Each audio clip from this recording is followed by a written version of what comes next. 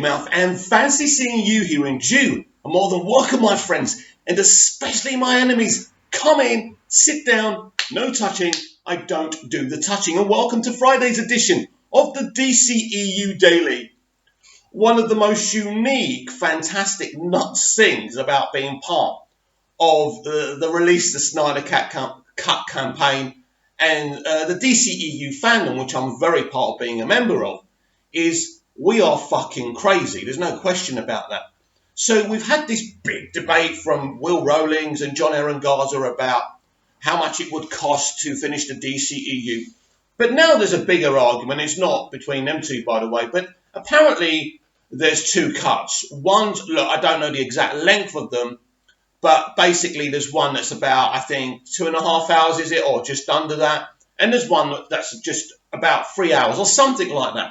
So now there's a big debate. There's this big debate, should we kind of sacrifice Zack's main vision to see the shorter version, so eventually WB release the actual Snyder Cut.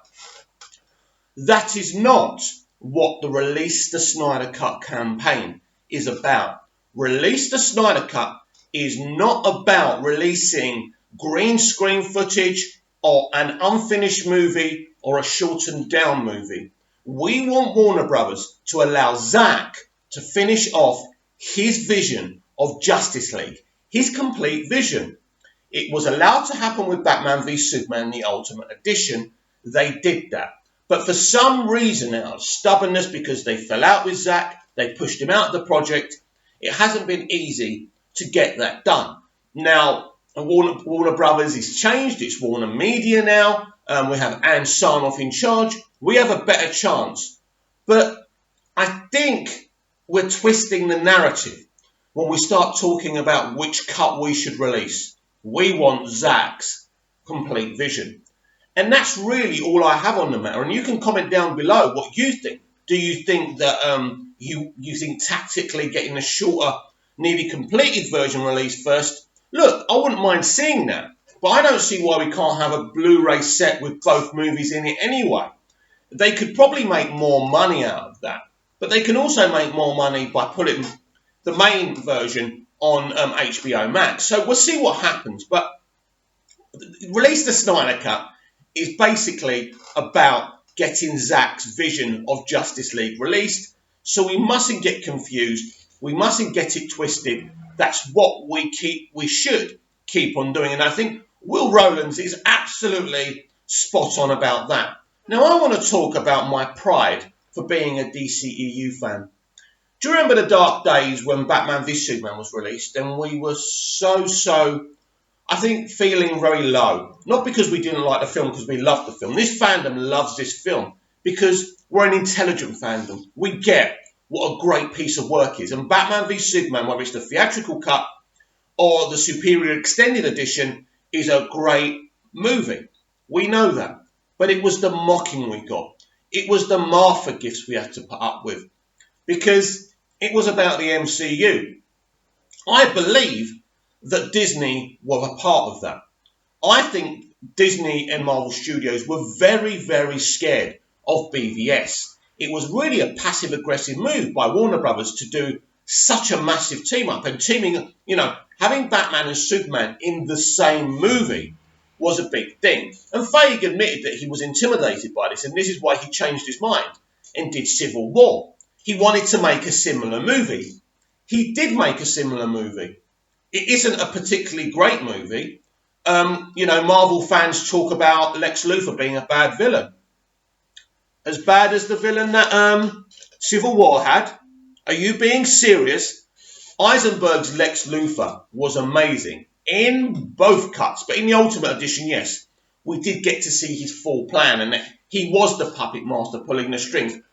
But literally, they even copied our villain because he was doing the same thing. He was stirring things up as well, but he was a crap villain. Most MCU villains are crap because MCU movies are forgettable movies.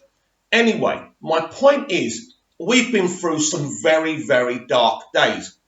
But all of a sudden now, we are in a very unique situation. Not only are mainstream media people talking about release the Snyder Cut, they're talking about our movies. Because the truth is that people know that Man of Steel, Batman v Superman, Suicide Squad, Wonder Woman are not bad movies. But however much we love Zack, we have to be honest with ourselves. It wasn't working as a mainstream concern. So Zack had to go. But Zack deserved better than how he was treated. He should have been able to finish what he was doing, and we should be able to see his vision for Justice League. But I am very supportive of Walter Hamada and the 6 DCEU movies going into production next year. I am extremely excited for the future, as you well know. And I'm not really getting these people who love Zack and who love the early DCEU trying to get people to boycott what's going on within the future.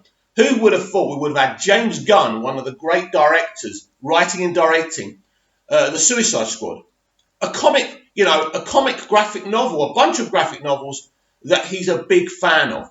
That's very exciting. How can you not be excited for Wonder Woman 1984? How can you not be excited for Birds of Prey? And how can you be a DC fan and not be excited for the Joker to have his own movie? This is an Elseworlds Joker. We find out what this Elseworlds Joker's story is. It's a beautiful film and you're going to love it. Be excited. Supporting Zack doesn't mean boycotting the future of the DCEU, because the truth is, you won't make a dent. The truth is, the Snyder movement and the following are just not big enough to do anything to the future of the DCEU. And even if you did have the power to destroy it, Zack Snyder isn't coming back. The only thing we want Zack to come back for is to release his cut of Justice League, to edit it, to do the VFX, to supervise it, to bring Junkie back to do his music. That's all I want, and that's all you should want, right? Because at the end of the day, you have BVS, you have MOS. And as I spoke about yesterday, that's damn well more than Tim Burton got when Warner Brothers abandoned his Superman Lives movie. It would have been a unique movie. Forget the test shots of Cage in the Superman suit. It would have, when it was finished, it would have looked weird, unique, and amazing. I'm gutted we'll never see that film. Maybe one day. Well, it's not going to happen, especially not Nicolas Cage. But who knows? Tim Burton may get another DC movie, and I hope so, because Tim's a brilliant man and a brilliant creative. I am a proud fan of the DCEU and its history, but I'm also proud to look forward to its future, and so should you be. And you should also stop arguing about stupid things, about lengths of the different cuts that Zack made. Every director, every creative has different cuts of what they're doing. Even the shit that I'm making, I have different cuts of. And people will only see one cut, right? Mostly. There are a lot of directors' cuts these days. We saw it ourselves with the DCEU. But basically, I think why Warner Brothers said no, not again, because it's embarrassing, right? Because you have to release an Ultimate Edition, but it was Warner Brothers' fault that we needed a BVS Ultimate Edition because they interfered with Zack's final work. But I've spoken about this before. That's because they never trusted Zack to begin with. They never wanted Zack. They wanted Chris Nolan. They didn't get Chris Nolan. They got Snyder, and that was the problem with from the very beginning. And now we have Walter Hamada. We have a leader. The projects being announced are freaking excited, and I'm excited about that. But no one will ever change my mind that Man of Steel and Batman v Superman and Wonder Woman, and I put Wonder Woman in this as well, are three of the best superhero movies that will ever be made. And the MCU can never compete with those three movies. If we look at a mainstream superhero movie, just look at Wonder Woman. It is way and beyond anything that the MCU in solo movie terms have ever accomplished. It's easy to do Infinity War. They've been building it for 18, 20 movies, right? They get everyone together. It's awesome. It's epic. It's a bit dark. It works. But then they ruin it all with Endgame, which is just a cash grab. No, the DCEU isn't about box office and success. The DCEU is about unique movies that leap from the comic book page. Just look. Just look at the Dark Knight Returns references in Batman v Superman. It's beautiful.